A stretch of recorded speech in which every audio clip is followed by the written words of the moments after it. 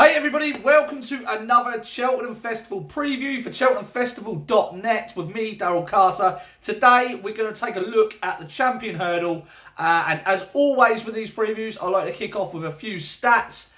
Price matters. 5 of the last 10 favourites have won this race. Only 2 horses have won the Champion Hurdle at double figure odds. They were 11-1 and 16-1. The average SP for a Champion Hurdle winner is 7-1. The average break for a Champion Hurdle winner is 47 days, so we're likely to already have seen the horse that's going to win the Champion Hurdle this year at this time of speaking now. Official ratings is important in a Champion Hurdle. The average official rating of a Champion Hurdle winner is 165. Bouvardere, when he won his first Champion Hurdle, was the lowest rated winner on 157. No horse rated lower than 160 has won the race in the last 10 years, and only 2 horses have won this race off the back of a defeat. Those were Rock on Ruby and Jet Ski. Course form is important. 9 of the last 10 winners had course form. They had run at the track, and 6 of the last 10 had won at Cheltenham. So where do we start with the Champion Hurdle? It's a race that's confusing a lot of people this term. It's a weaker renewal than what we're used to have seen. The highest rated horse in the race is the favourite Epatante at 159. We'll come back to Epatante because I like her for the race, and we'll start with Pentland Hills. This horse has had 2 runs this term, one at Cheltenham and one at Haydock. Finished 5th in the International at Cheltenham behind Call Me Lord. Now, that run came after a break, first time up this season. The horse travelled really powerfully into the race on the bridle and just looked to fade and not get home. Looked like fitness was a real issue there. Really threatening performance. Looked like the horse was going to kick on from there next time out, but was beaten a nose by Bally Andy in the new one Unibet Hurdle. He travelled to the last on the bridle, looking like the best horse in the race.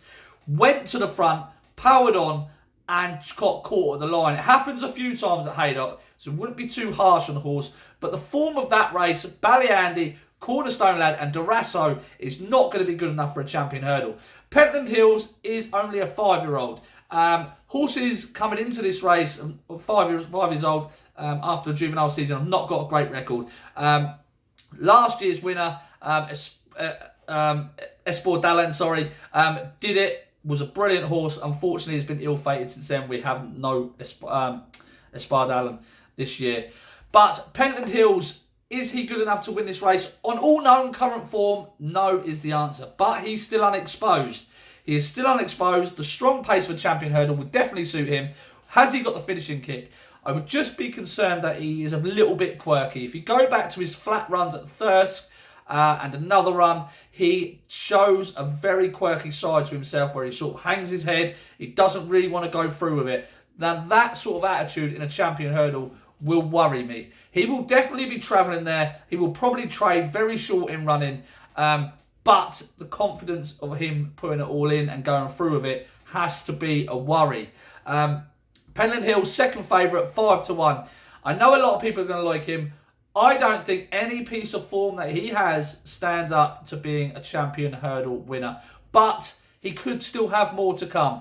It's a chance you take. 5-1 is a poor price in my opinion. I would prefer him a double figure price on what he's shown this year. But it just goes to show you that the bookmakers also agree there could be more to come from Pentland Hills. So, expect him to travel there powerfully. Honeysuckle's next in at the market, 8-1. She'll get the mare's allowance, the same as the favourite, Epatante. Now, this horse is unbeaten in all career starts. Was impressive to an extent at Lepidstown in the Irish Champion Hurdle. A Grade 1 winner, beating Dava Star by half a length. Petit Mouchoir, a very solid yardstick, back in third that day. It would just concern me that she jumps a little bit big and bold at her hurdles, loses quite a bit of ground when jumping hurdles. I don't think she'll be able to get away with that in the Champion Hurdle, although the stiffer track at Cheltenham will probably suit. The uphill finish will definitely suit. She showed a real likeable side to her when she was headed, and then she out-battled Petit Mouchoir up the running to come out on top. Really like the horse, definitely talented, but her best trip could be over a bit further, and she may well go to the Mares Hurdle. Now, after the Irish Champion Hurdle, I think we all expected her to be a solid favourite for this race. That's not been the case. I don't think many were impressed. Looks like stepping up in trip, back up in trip, will be her optimum race. So, Honeysuckle was 8-1 if you fancy her. It's just a case of will she, won't she run here. So, we'll leave that there. Envoy Allen, a novice, is next in the race, highlighting the lack of depth in here. And we go straight out to 14-1 for Envoy Allen. This horse looks to be set to go to the Ballymore over 2 miles, 5 furlongs. But the weakness in this race, a lot of people suggesting that he could come here over 2.5 miles a furlong. I like this horse. I think this horse is much better over 2 miles at this stage in his career. I think if he goes to the Ballymore, I think he may well be worth taking on. But over 2 miles, his finishing kick is really powerful. And there's lots to like about Envoy Allen. Connections are going to have to be tempted to go here. But I'm not entirely sure they will. I think they'll go to the Ballymore route. I think they'll stick to their plans. Envoy Allen, 14-1 if you like him. Sharjah is next in the market. Again at 14-1. Well beaten when last seen behind Honeysuckle in the Irish Champion Hurdle, finishing 6th. He had his ground that day. No excuses for Sharjah that day. Just wasn't good enough on the day. And it's slightly concerning that Sharjah needs good ground in the going description. And I've said before, I don't think we're going to get that on the first day of the festival because they'll want it to dry out over the week, as it always happens every single year. So if need be, they will be watering. So Sharjah really comes alive at Cheltenham, though. He has had run some really nice races at Cheltenham. He was brought down in last year's Champion Hurdle.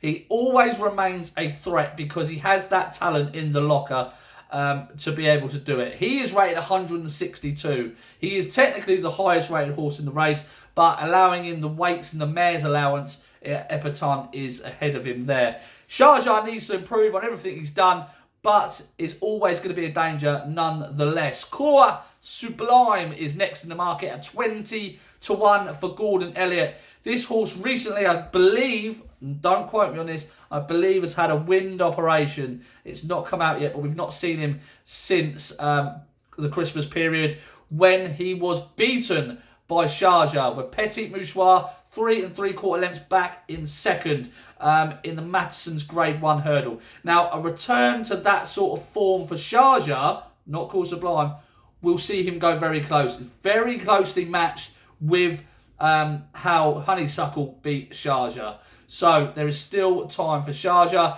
Coeur Sublime needs to up his game. He's finished behind Pentland Hills. He's finished behind Sharjah. His form ties in with other horses that suggest he's got to improve a ton to come on here. But he's 20-1 if you feel that going back to Cheltenham will enhance his chances. He ran a blinder behind Pentland Hills last year in the JCB Triumph Hurdle. He was up with the pace for a long time and then was just caught late home. Travelled really nicely into the race. It was no surprise he came out and bolted up on his next start. He is a decent horse. If they've fixed the issue he has with his breathing, which is what they tell me is the issue, then he could go close.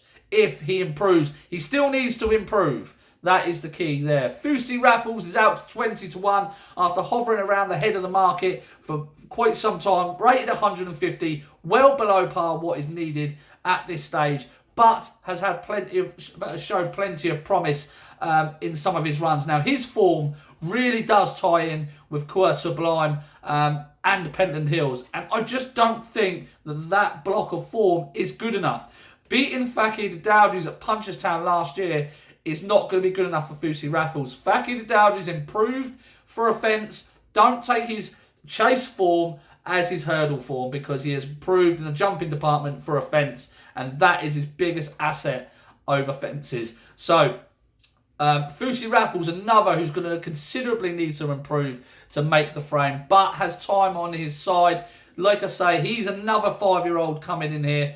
5-year-olds haven't got a fantastic record, but he's only had the 6 hurdle runs. He's won 4 of them. He could be a player, but he's going to need to take a considerable step forward. And we haven't seen him since pulling up at Kempton behind Epatante where he looked like something was amiss that day. Darva Star is the next horse we're out to at 22-1. This horse is really interesting on the back of his second in the Irish Champion Hurdle, and 25-1 looks like a rather big price considering all the negatives against the horses in front of him in the market. He stayed on really strongly that day. He didn't quite get there, but you do feel another 100 yards he may have got even closer than the half length that he was beaten.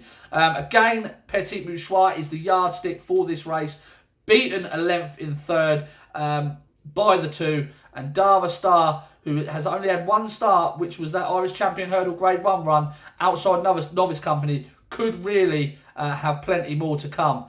He's an 8-year-old. He's a bit of a late bloomer, but a really nice horse nonetheless. He is rated 152 at the moment. That run in the Irish Champion Hurdle came after a 62-day break. He's a nice horse. He got to within 4 lengths of Envoy Allen at Fairyhouse. He is progressing slowly. There could be plenty more to come from Darva Star, who is trained by Gavin Cromwell, trainer of the last year's winner of the Champion Hurdle. So Darva Star at 25-1. I wouldn't put you off him at all. Ballyandy, you'd be extremely disappointed with Ballyandy be good enough to win this. Although he's 25-1 and having beaten Pentland Hills on heavy ground at Haydock, you can see the discrepancy in the prices there. Ballyandy's an interesting horse, but he's a solid yardstick at around 150. He's rated 155. That official rating in a race like this could give him a chance. Call Me Lord is next in the market, again at 25-1. This horse looked like he appreciated the drop back in trip when beating Ballyandy by a neck in the International Hurdle with Pentland Hills back in 5th. It looked like he was going to kick on and go from there, considering the going left-handed was blown out of the window because he won that race at Cheltenham.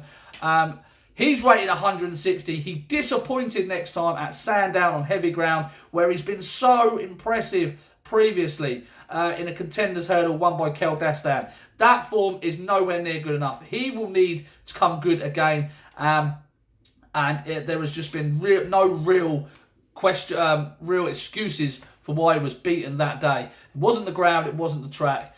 He's an enigma at the moment. Silver Streak, last year's Champion Hurdle third, is out to 25-1. And some of you are going to say, that's mental. Silver Streak is, how could he finish in a better Champion Hurdle last year and finish third to Espoir d'Allen, but be 25-1 in a weaker race this term? Well, he's already been put in his place by Epatante by a very easy 5 lengths. And he is going to have a big task to turn that round. He's rated 158. He has been behind Ballyandy this season. He's been behind Cornerstone Lad this season, sorry. He's not really progressing for me. The Champion Hurdle last year was a bit of an up and down race. We had a few fallers, a few interferences. He stayed on nicely into third.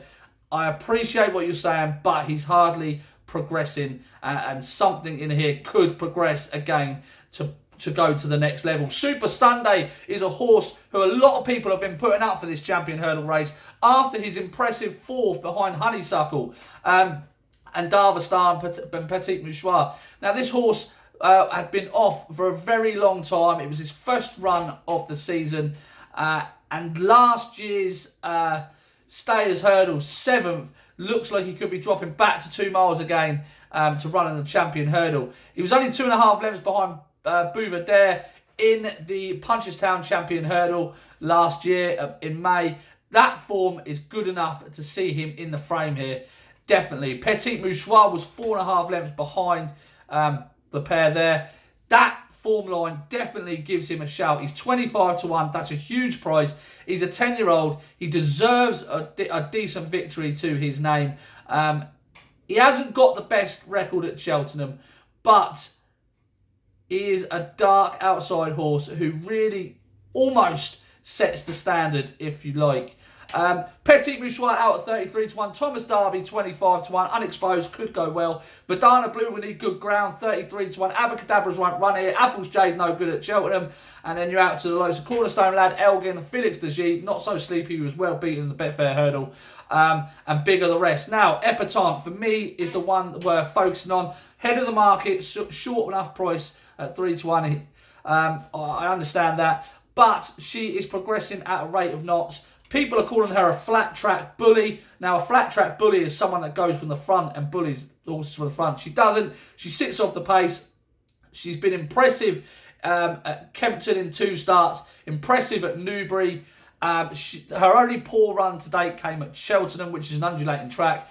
But she did run very well at Exeter, which people are forgetting. This is a very undulating track at Exeter. Testing track, uphill finish all the way. Really impressive that day. She has progressed significantly. She's progressed 16 pounds in 3 runs.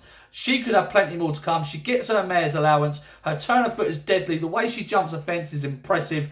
I think there's loads more to come. Now, a lot of people are worried about her run in the mare's novice hurdle last year at the Cheltenham Festival. Now, I'm going to say it. I feel it's a valid excuse. Connections suggested that she had a bad reaction to her flu jabs. Fair enough. That would explain the poor run that she put in. But she also had headgear on for the first time that day, which could also explain a poor run. She didn't jump well at all. She still travelled with a bit of purpose throughout the race. And I feel she's a much better horse than that. Honestly, I really, really do.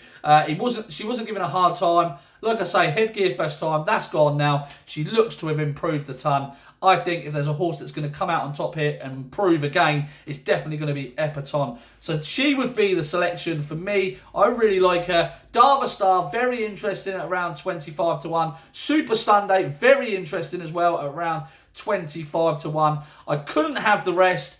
The winner's going to come from them 3. I hope you've enjoyed this preview. This is the Champion Hurdle. Let me know your thoughts and comments on who you think is going to win down below. But let me know why they're going to win. Don't just put a name. Tell me why they're going to win. And we can have a debate. Thanks very much. Check out CheltenhamFestival.net. Couple more previews coming up over the next 2 weeks. Really enjoying this. Cheltenham is not far away at all.